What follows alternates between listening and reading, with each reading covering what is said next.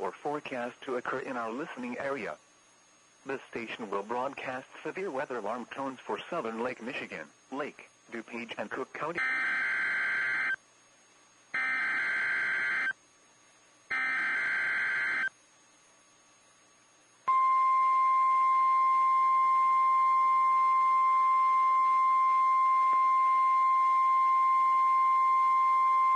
The following is a special marine warning from the National Weather Service.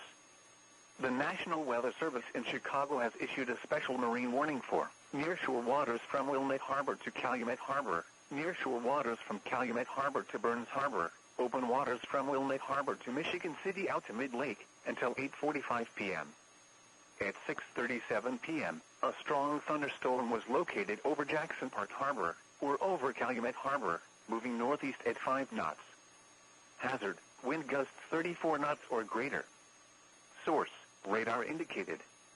Impact, small craft could be damaged in briefly higher winds and suddenly higher waves.